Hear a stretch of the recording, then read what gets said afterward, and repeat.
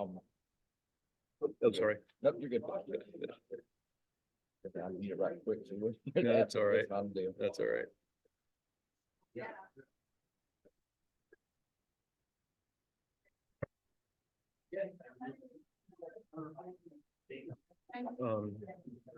When I get up there to say the prayer, if you could come around and look at this and admit people that maybe show up while I'm doing that.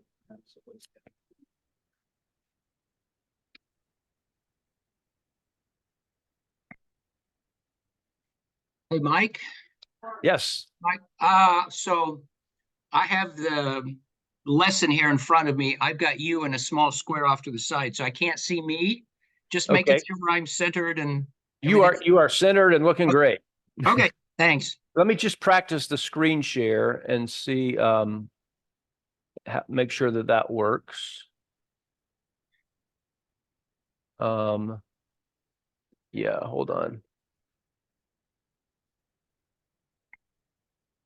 That's not what I want. So there we go. Yeah. Okay. That's And- the last one, I think.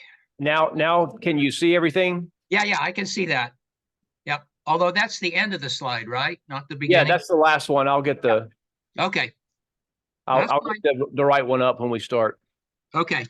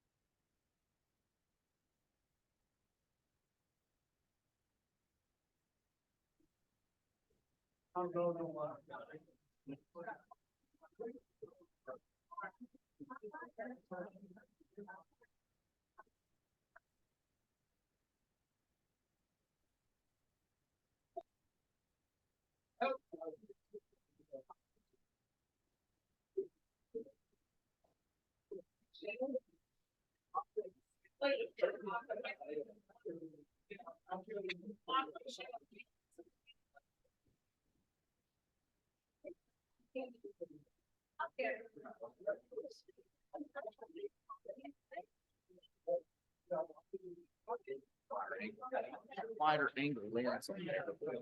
Show a little more. Two more of the room. That's good. Yeah, it's good.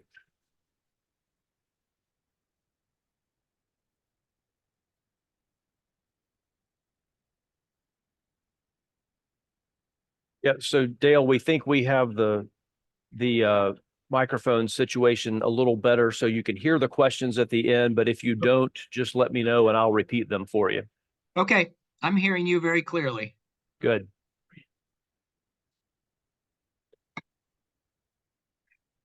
I give him all the time possible. So if you just keep an eye and see if there's anybody that needs to be admitted.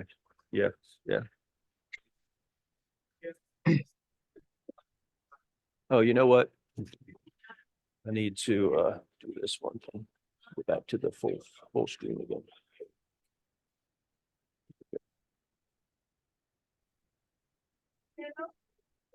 Good morning.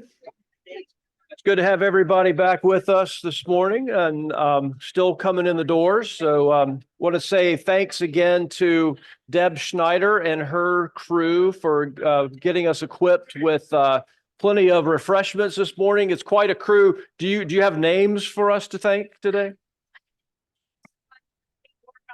Susan Chisholm, the Vances, and Connie Warnall, Susan Chisholm, the Vances, and Karen Caldell, and Deb. Thank you for the refreshments this morning. So it's good to be back together again and to have Dale Allison zooming in from Princeton this morning. We're in the third week of the Pellett-Wearn lecture series on the Bible and the last things. And today the topic is resurrection. With some interesting things in store. So let's, throughout the morning, help yourself to refreshments and coffee as you need to. And I will go ahead and open us with a prayer so that we can get started and not short Dale on the time he needs. So let's pray together. God, our Creator and Redeemer, You created the heavens and the earth, and when you saw all that you had made, you called it good. You called it very good. We thank you that what you create, you redeem. As we explore this mystery today and what it means for our bodies, we thank you that you created Dale Allison and that you gifted him with intellectual curiosity and steadfast study so that he can be our guide today. May he be blessed and may we be blessed in this endeavor of faith-seeking understanding. We pray in the name of Jesus Christ, our crucified and risen Lord. Amen. Without further introduction, we welcome once again Professor Dale Allison from Princeton Seminary. Thanks, Mike, and good morning, everybody. As Mike indicated, the topic today is resurrection. And for me, this actually is a really tough subject. It appears in the Creed twice, both the Apostles' Creed and the Nicene Creed. So sometimes in church, you say you believe in the resurrection of the dead. You also say you believe that God raised Jesus from the dead. We're not going to worry about the latter one today. That's its own big, giant subject. But we want to focus today on what this might mean when we say that we look for the resurrection of the dead. Now, the creeds don't say, I believe in heaven, and they don't say, I believe in immortality or the afterlife. They say they believe we should believe in the resurrection. And originally, this was resurrection of the flesh. So what could that mean? There's a tendency among Christians, and this is true for all times and places, I think, to think either about the soul and heaven at death, or to focus on the body and resurrection at the end of time. And you can see this distinction and the different ways of focusing in grave epitaphs. So I've put 3 epitaphs up here. Here's the first one. Here lies the body of Richard Thomas. This is from a Maine cemetery, very, very old. An Englishman by birth, a Whig of 76, by occupation a cooper, that is, he was a barrel maker, now food for worms. So this is about his body. Like an old rum puncheon, a cask, again, barrel, marked, numbered, and shook, he will be raised again. So this is about resurrection. This is about his body and finished by his creator. And he died, you can see there, in 1828. So that's one way of remembering somebody. You look for the resurrection of his body. Here's a very different way. This is from Massachusetts. With graceful and engaging mien, she trod the carpet and the green, with such refulgent virtues decked as gained her wide and warm respect. Prim health sat blooming on her cheeks, till fortune played her cruel freaks. Her limbs in torturing pains confined, that wrecked her joints, but not her mind. By faith and patience fortified, the rudest tempests to abide, above which she soared to realms of bliss, where Jesus hailed her with a kiss. There's nothing about her future body here, just the body that suffered. And this is a focus on her soul. And she has now gone to heaven, to the realm of bliss. And in line with last week, she's meeting Jesus, or Jesus is meeting her with a kiss. So the first one, resurrection. The second one, heaven immediately after death. Now, when Christians in epitaphs talk about the future, it's usually one of these or the other. But sometimes it's both. And I found this one. This is an old one from Rhode Island, died 1721. Here lieth dust, that as we trust, united is to Christ, who will it raise, the Lord to praise, joined to a soul now blessed with holy ones, placed on bright thrones, crowned with eternal joys in heaven to sing to God our King their thankful songs always. So there is dust, it's in the grave. Christ will raise it on the last day, but now the soul is in heaven and placed on a bright throne and is singing to God the King. Now, this third epitaph is, I suppose, doctrinally orthodox. This is what most of the theologians have taught down through the ages, that your soul goes to heaven at death and your body gets raised on the last day. So from the Westminster Larger Catechism, we have a question: what is the communion in glory with Christ, which the members of the invisible church enjoy immediately after death? The communion in glory with Christ, which the members of the invisible church enjoy immediately after death, is in that their souls are then made perfect in holiness and received into the highest heavens, where they behold the face of God in light and glory, waiting for the redemption, the full redemption of their bodies. So there you have it. The soul goes to bliss at death, but it awaits the resurrection of the body. Now, the question for today is, what do you make of this? What should we make of it? The truth is, in my church experience, there's been not a lot of discussion of this. I've been mostly in mainstream Protestant churches throughout my life. I think I've heard less on this than heaven or even hell. Talk of resurrection is usually confined to funeral services. We do talk about Jesus's resurrection. That is a subject, but our own resurrection doesn't get discussed much. I remember, though, once, probably 20 years ago now, I was in a Sunday school class, and the pastor was teaching a class on the resurrection, and so I went and listened to him. And I thought he meant resurrection in a very literal sense, the resurrection of our bodies that go into the earth. But I talked to him afterwards and asked a few questions, and it became obvious to me that he didn't believe in resurrection, that is, the resurrection of the old body or the old matter. He believed that we would get new bodies. Now, he stands for a lot of people in churches today, but we need to be clear that that's a sort of new idea. And the dominant idea in church history really has been that the body comes back, the body that goes into the grave comes back. Now, resurrection at this point in time is, I think, almost exclusively ecclesiastical language. That is, you can hear it in the churches at funerals. But if you look to the wider culture, there's not much about resurrection. People outside the churches will still talk about souls, or they'll talk about heaven, or they'll talk about life after death. But very rarely do they talk about resurrection unless it's zombie land stuff, zombie TV shows, or zombie novels, zombie movies, and so on.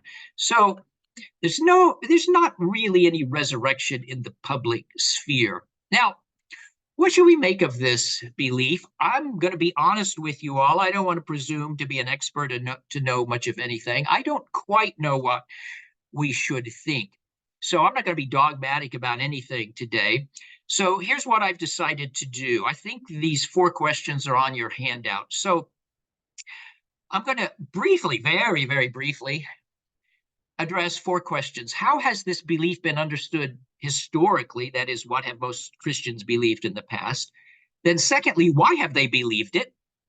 Thirdly, what are the questions people have raised about it? Because philosophically, this is a very difficult belief that poses really difficult questions.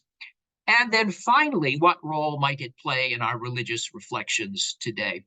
So those are my 4 questions, which I guess means they're your 4 questions for today. How has this belief been understood historically? Why have people believed it? What are the questions people have raised about it? And then what role might it play for us today? Okay, so on to number 1. Mike, I think we have the first picture here. So what has this been historically? For the most part, our tradition, Christian tradition, has been really literal about this. So if you look at this first painting, which is a Renaissance painting, about 1500, you'll see that at the top we have a couple of angels, and they are blowing not the last trump, but I guess the last 2 trumps, and the trumpets call forth the dead from their graves. And if you look carefully at the bottom, you can see that there are skeletons, and then you can see there are people coming out of their tombs. You can see that there are some skulls that are just laying around. And then you see mostly people who have gotten their flesh back. So the idea is that the bones in the ground come out, and then they get their flesh back. It's the same thing in this Gustav Doré print from the 19th century. I guess that's an angel at the top. I'm not quite sure, but you can see again that there are bones. Some are disarticulated, but most of them have come back together. At the bottom left, I think you see a skeleton pushing up its grave slab. Anyway, they rise from the dead, as in the last picture, and then you can see on the back row, some of them have their flesh back. So again, it's the same three-step process: bones, then joined together to get skeletons, and then the flesh comes on them. Here's one more. This is from medieval Spain, and you can see the three-step process here really clearly. You see at the bottom, in the middle, disarticulated bones, and the idea is that this is what's in most graves. And then you can see that they've been put back together. On the left and right, there are skeletons, so the bones have been put back together.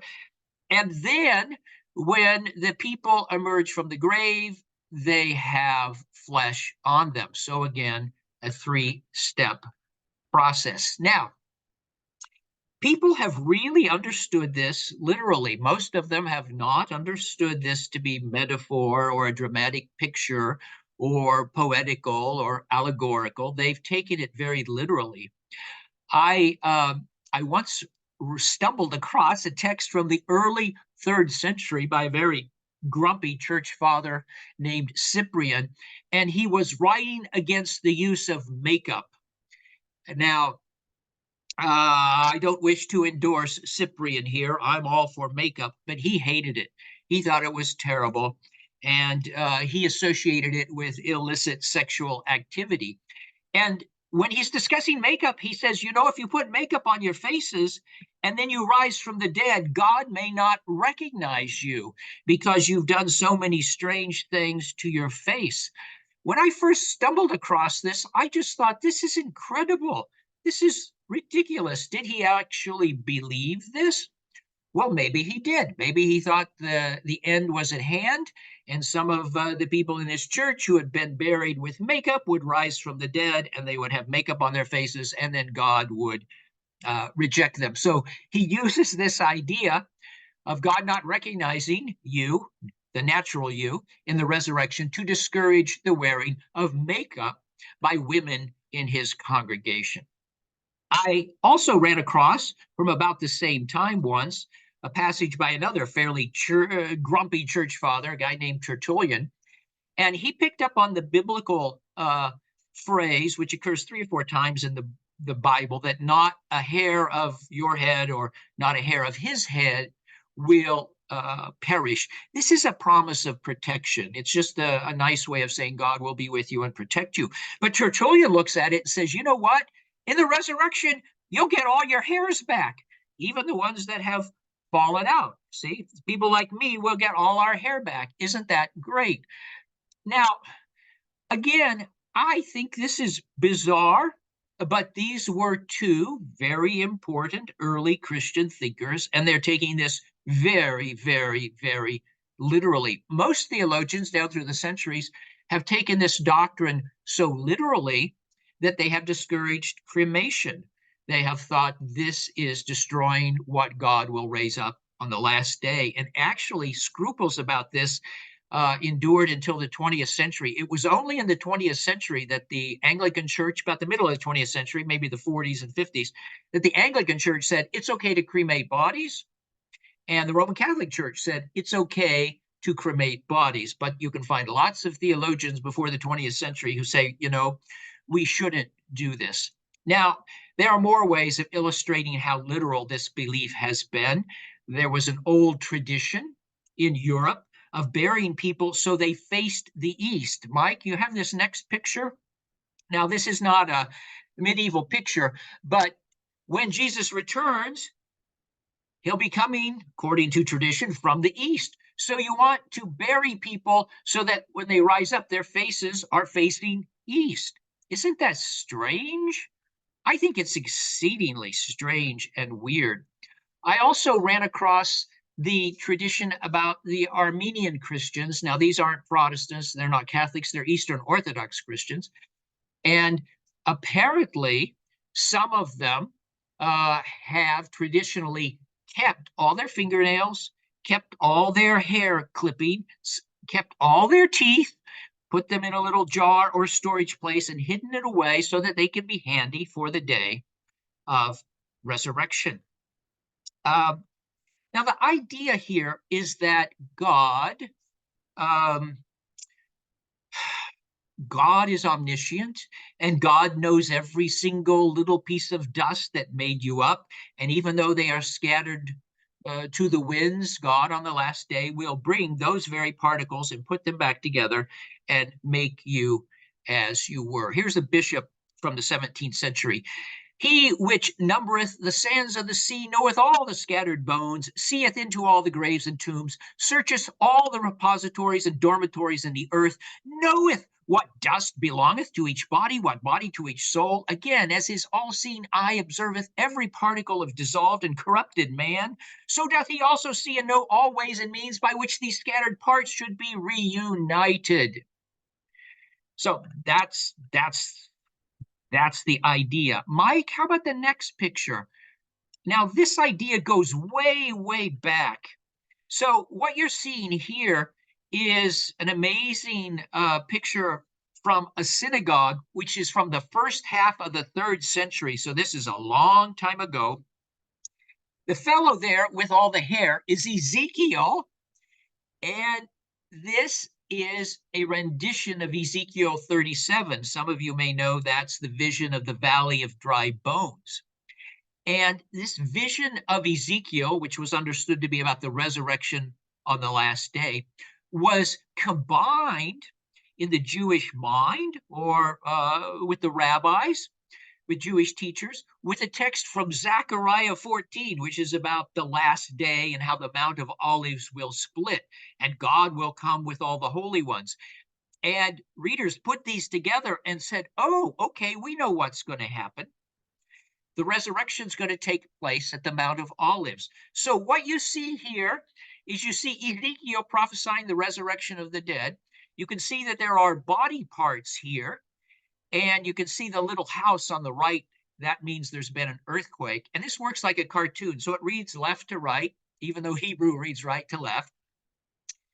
And the bodies have been put back together that have come out of the Mount of Olives. And there you see the 4 winds or the 4 spirits or the 4 angels. And they are putting the souls back into the body, bringing them back to life. And then, Mike, in the next picture, Mike. Yeah, you can see the 4 spirits or 4 angels putting the souls back into the bodies. The bodies are lying on the ground in the middle there. And next picture, Mike. And in the next picture, the next cartoon frame, they've all risen from the dead, and so they're standing up, except for the wicked, and God doesn't put the wicked back together. That's why you still see some spare parts hanging around. And then the Mount of Olives has gone back together. There it is, an olive tree at the top. And yes, yeah, Mike, that's the next picture. If you go to Jerusalem today and stand on the Mount of Olives and look towards Jerusalem, you'll see all these tombs. These tombs are there because of the belief that the resurrection would take place literally on the Mount of Olives. And if you want a front row seat, then this is where you want to be buried. By the way, the question arises, what happens to the righteous who were buried elsewhere? And the rabbis had an answer. They said, God will make underground tunnels and the bones will roll through them, and then they will pop up on the Mount of Olives, and they will then rise from the dead. So you can see how very, very, very literal this belief is. Okay, now why did they think this? So this is now our second question. That's the traditional belief, if we're honest about it.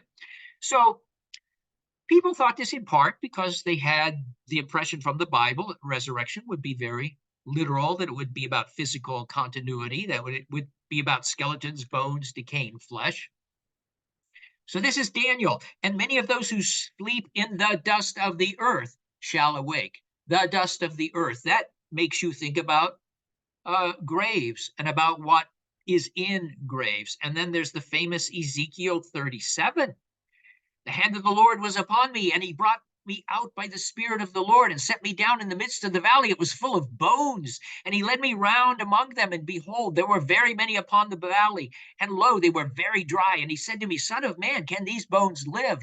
And I answered, O Lord, you know. And he said to me, Prophesy to these bones and say to them, O dry bones, hear the word of the Lord. Thus says the Lord God to these bones, Behold, I will cause breath to enter you, as in the picture, and you shall live. And I will lay sinews upon you, and will cause flesh to come upon you, and cover you with skin, and put breath in you, and you shall live. So there it is, bones and resurrection, and they come back to life. I would guess a lot of you know that this was turned into a sort of, I don't know, pop song, whatever you would call it, in the 1920s. Ezekiel connected them dry bones. Ezekiel connected them dry bones. I hear the word of the Lord. Yeah, and it goes on, your toe bone connected to your foot bone connected to your ankle bone, and so on and so on. Okay, so there are a couple of texts from the Old Testament which made people think about literal bones. Jesus's tomb, empty tomb, also played a role here. Now, I think things are a little more ambiguous there, but if the body's gone, it means God raised Jesus from the dead physically. There's also the very strange passage in the Gospel of Matthew. Some of you might remember this when Jesus dies. It says that the rocks were rent. There was an earthquake, and many saints came out of their tombs. So there again, you are thinking very, very, very literally. And one more. So this is John 5. Do not marvel at this, for the hour is coming when all who are in the tombs will hear his voice. They're in the tombs. That's where they are. That must mean their bodies. They come forth, those who have done good to the resurrection of life, and those who have done evil to the resurrection of judgment. So it's passages like this in the Bible that have encouraged what you've seen in the art and the texts that I've read and the traditions I've related. This is very, very, very literal stuff. Now, here's the issue. I started off by saying this is a very difficult subject for me. It's a very difficult subject for me because people have raised questions about it, including Christians, from the very, very beginning. So I think on the handout here, I've got 4 questions. Yeah, there they are. So Christians down through the centuries have pondered these questions and tried to solve them, try to answer them, successfully or not, that's up to you to judge. But resurrection has puzzled people upon reflection for at least 4 reasons. So I want to go through these reasons, share the sorts of questions that come up. I think they're pretty much commonsensical questions. So here's the first question. What if a body no longer exists? So in all the art, the bones are still there, right? And the bodies are still in the tombs. But you all know that bones decay, bones rot, bones are eaten by animals, bones dissolve, they become part of the ecosystem. And so actually most bodies that have existed no longer exist in any recognizable form. So I like this analogy. So let's say you have a sugar cube. Here we have a sugar cube, right? Sugar cube. And you put it in the tea and you stir it. So it's now dissolved. And then you drink the tea, right? And then 1,000 years down the road, you ask, where is the sugar cube? And the answer is, it doesn't exist. It doesn't exist. It's gone. Could you bring it back? Well, God might be able to track down, if God is omniscient, the molecules or the atoms that made up that sugar cube, right? So is that what God wants to do with us? We're all buried. Most of us get recycled even when we're filled with formaldehyde and put in nice caskets. After a while, nature is going to get into the casket and we're going to be eaten up and we're going to dissolve and our elements are going to recycle into the earth. So the question is, How are we like the sugar cube? That is, we're dissolved. We don't exist anymore. Our bodies no longer exist. People who lived 5,000 years ago, their bodies don't exist. They are part of the ecosystem. Their atoms and molecules may exist. But then that raises a really interesting question. You are mostly carbon and water, 80%, something like that. 80% carbon and water. And let's say that down the road at the last trumpet, God's trying to figure out how to put you back together. And God would say, well, you had that carbon atom and you had that H2O molecule and so on, and bring you back together. But that's really strange because at that point in time, you're talking about atoms and molecules. And according to physicists, all carbon atoms are identical for every single purpose imaginable. They're all identical. And I can't imagine any of us looking and saying, oh, that water molecule belongs to me, but that one doesn't. Once the body is gone and it's dissipated into the elements, you could theoretically, I suppose, bring back those elements, but none of us care about atoms or molecules. It's a strange, strange thought. So that's the first problem, and people have worried about it a lot. Now, here's the second issue people have worried about, and this traditionally is called the problem of cannibalism, and it's this issue. What if matter is shared by two or more bodies? What if matter is shared by two or more bodies? Now, maybe you've never thought about this, and maybe it seems very silly, but Augustine, who was a great theologian, one of the most influential Christians who ever lived, wrote that this is one of the most common objections to Christianity. Can you imagine that? Cannibalism.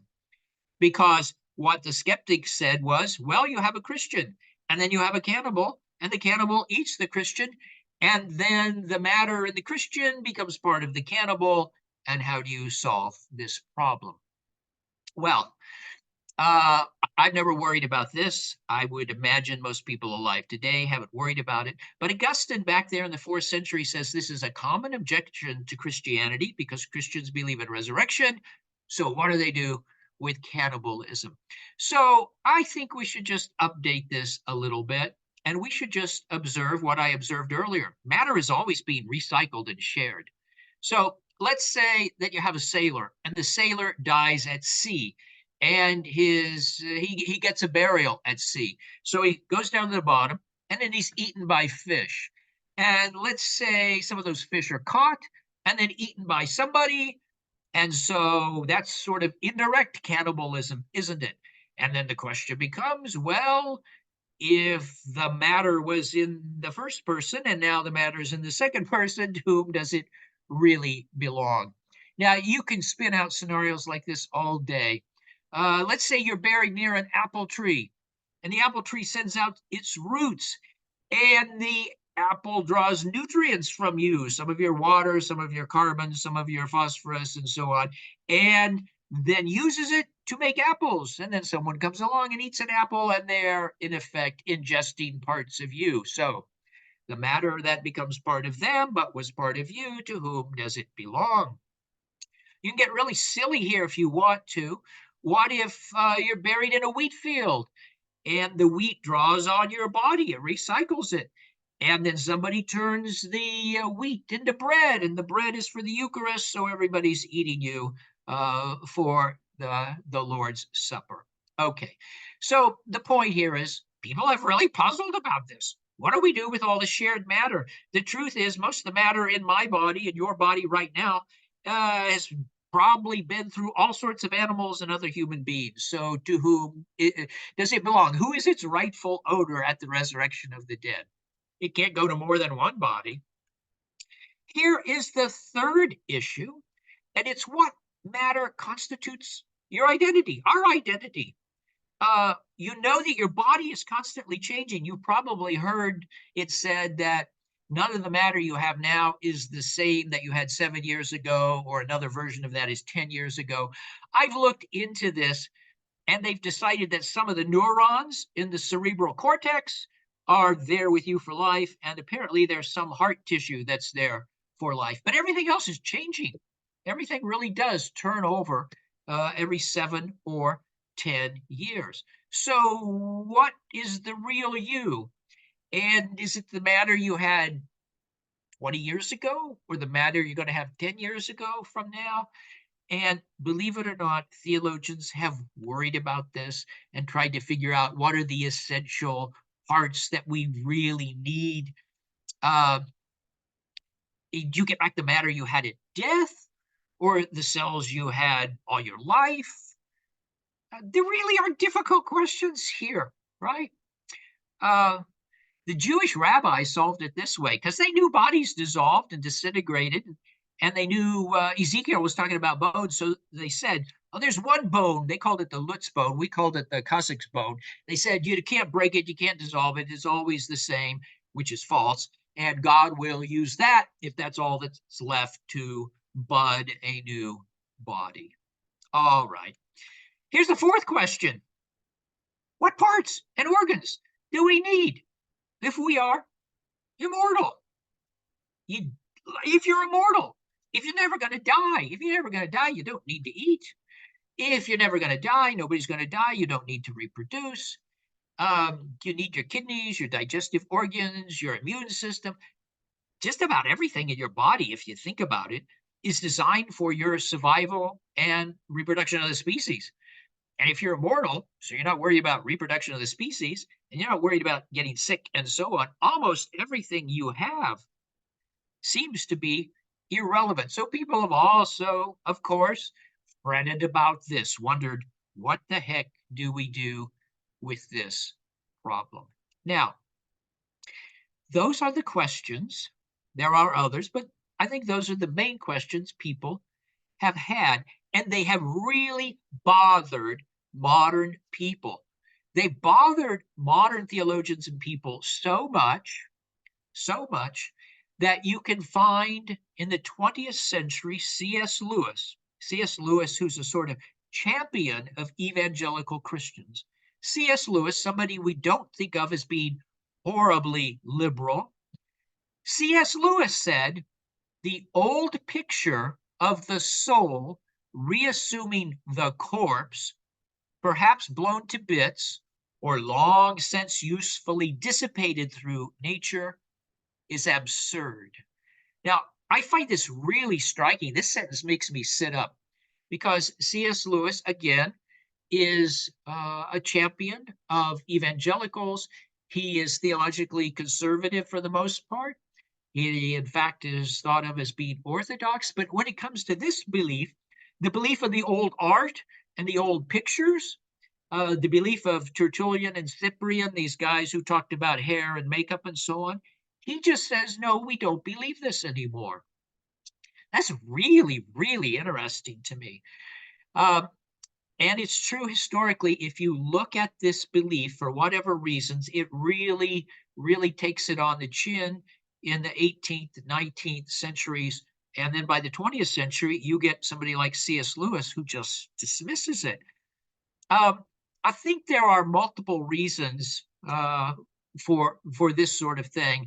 And recently, I think there are 3 big contributions that sort of make this belief on the surface not intuitive for us. So one big factor, at least in Europe, was World War I, because so many people went over and bodies didn't come back for burial. People had memorial services and there was no more body. The body just rotted in the trenches, or it was blown up and the pieces went everywhere and nothing was ever recovered. World War I was traumatic in multiple ways, a hideous, horrible chapter, one of the worst in human history. And one of the weird things about it is lots of people back home didn't get bodies back to bury. And some historians have thought that made them think more about the importance of the soul or a spirit, because the body was just gone. It wasn't in a grave. It wasn't waiting for the resurrection. It was just gone. I think there's probably something to that little bit of social psychology. Also in the 20th century, cremation, for whatever reason, I'm not a historian of burial practices, but cremation is practiced more and more and more and more. In fact, in Europe now, acid baths are becoming fairly common. So we destroy bodies. And that, again, goes against the old picture of them lying in a grave, waiting for the resurrection. No, we just burn them. I think organ donation has also probably played a role here, because we're perfectly happy, many of us, when we die, to give our parts to other people. And so it's not as though if I give away this part, it will mean something, it'll be a problem at the resurrection of the dead.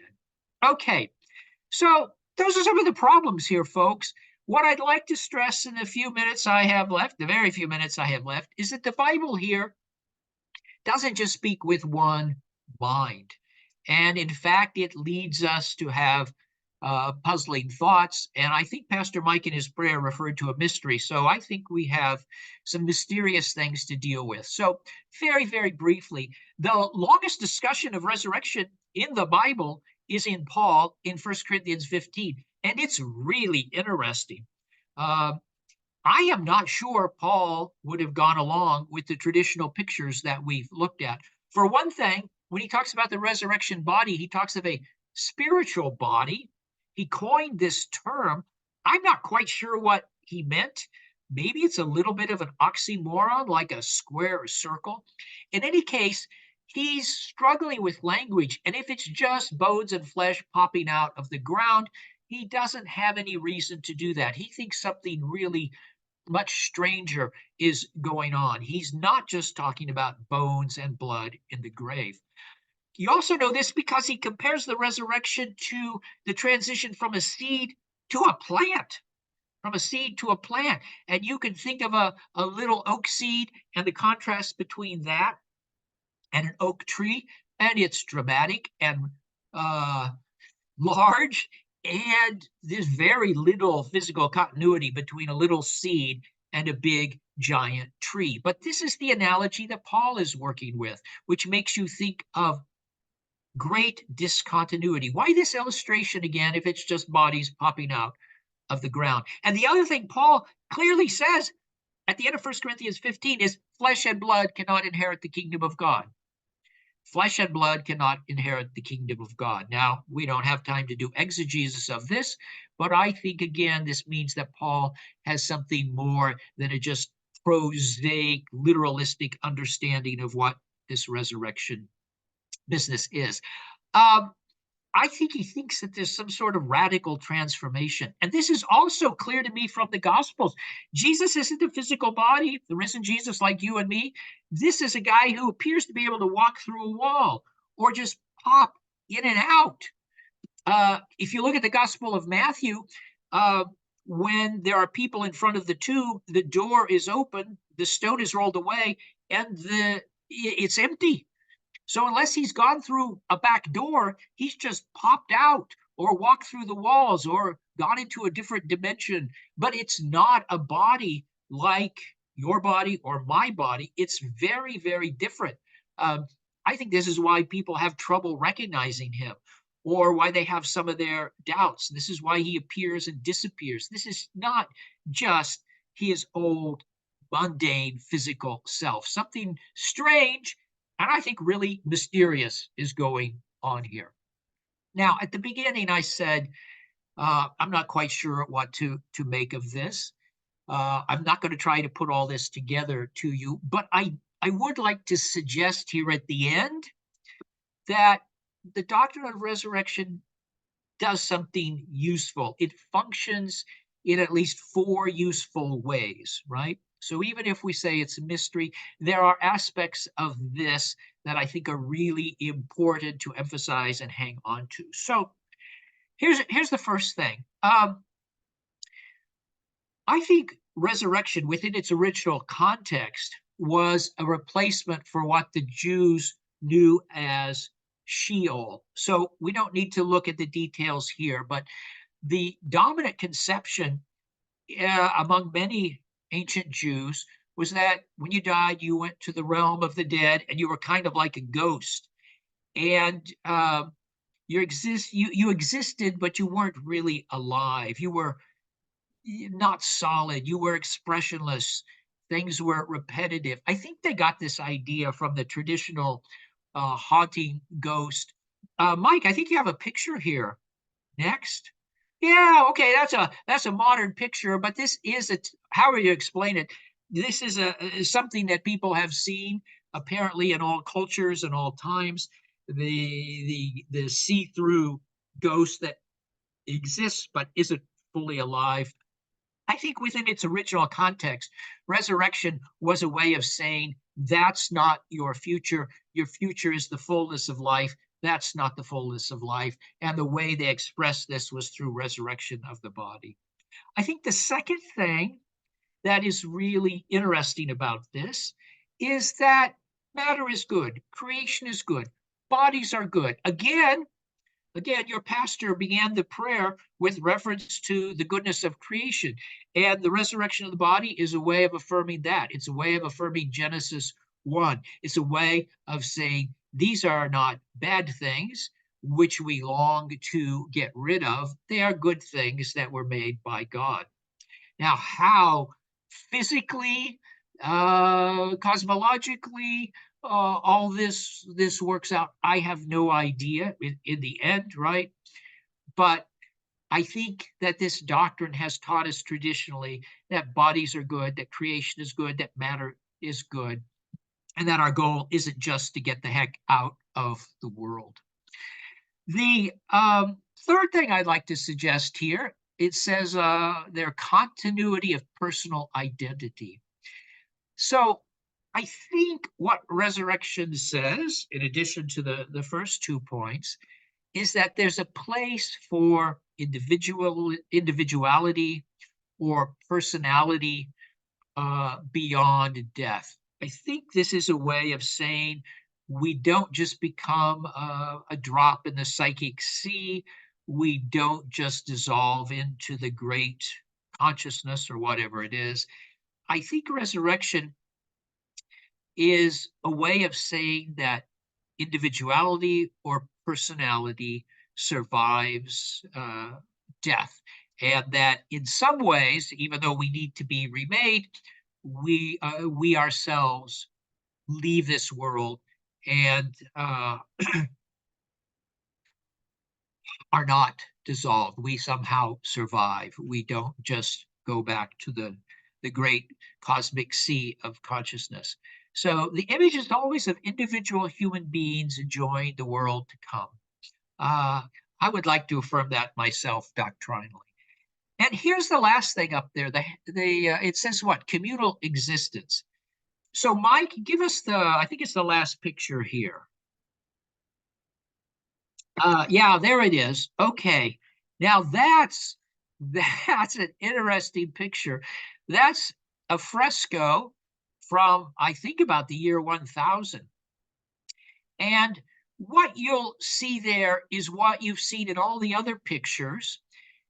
And that is, this is a collective event. This is a collective future. Everyone rises from the dead at the end. And I very much like this. I think this says something about our corporate humanity.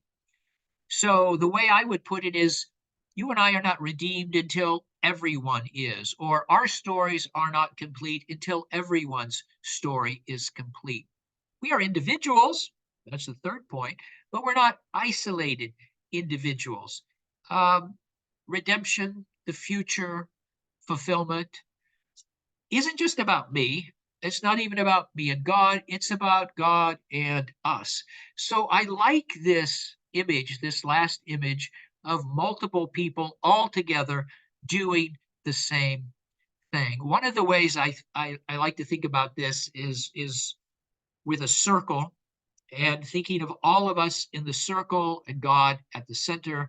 And as we move towards the center, towards God, we're actually becoming closer to each other. Resurrection in its own pictorial way seems to me to express the fact that we're all in this together. We are not by ourselves. This is a communal thing, and our future is communal. Okay, now my my clock says 10:15.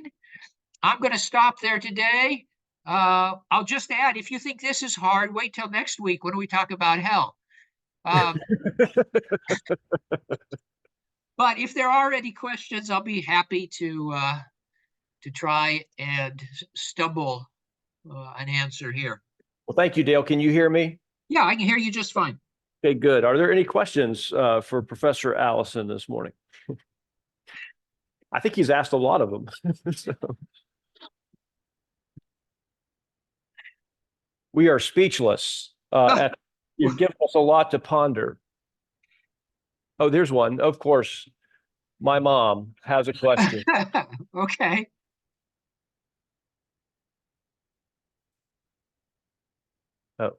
What you have said, what you have said is just so interesting and doesn't clear up a lot, but it just, but it is very interesting. Well, you know what? There's no question there, right, Mike? No, I did not hear one. She was just finding it very interesting. And I think probably most of us haven't thought this with this much complexity and depth about those particular questions. So, well, we have another question. Okay. Though. Okay.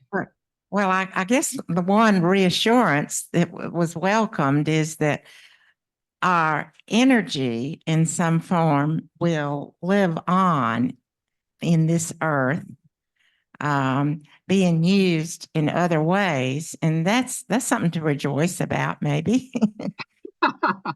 Well, it's kind of like, you could think about it like this. So some people are organ donators, right? Some people are organ donators and some people aren't. But I think we're actually all organ donators, whether we want to be or not, because our bodies are inevitably recycled and used in the ecosystem, and they become our parts become parts of other animals and part of the continuing giant recycling, right? This is a giant recycling project from one point of view, and there's no way out. So I kind of like that. We're inevitably giving to others, whether we want to or not. Great. I have a comment. They asked Jesus when they asked him the question about whose wife would it be when seven had the same wife, and in the end, whose wife would she be in resurrection? And would you like to comment about that? Did you hear that one? Yeah, I did hear that one. So that's about discontinuity among other things. That's saying there is a great difference between life as we know it now and life as it will be then. Last week, I talked about one of the models, if you remember, one of the models of the afterlife becoming angelic or like the angels or similar to the angels or joining the angels. My point, so within the context of today, what I'd like to stress is that Jesus doesn't seem to think that the future is just this ongoing. That is, it's the same sort of thing. I think he looks for some sort of radical transformation. He doesn't teach much about resurrection, but it's consistent with Paul's idea that there's a great deal of discontinuity between what we are and what we will be. I personally look forward to it. I'd like to have a lot of the bad things cut out of me, and I'd like to become something greater and bigger and better. That's my hope.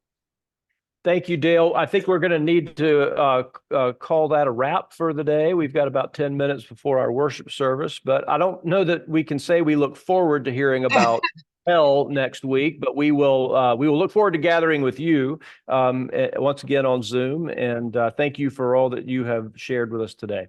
Okay, thank you very much. Thanks for your attention, everybody. See you next week. Bye-bye. All right. Okay, all right. Sounds great. Well, I'll be in touch. Okay, I will. Oh, just a second. I will be in Maine next week, broadcasting from Maine, and I will send you the handouts probably tomorrow for the next two. Okay. Okay. Good. Okay. Good. All right. All right. Great. care. Thanks, Dale. Okay. Have a good Bye-bye. one. So I'm looking here.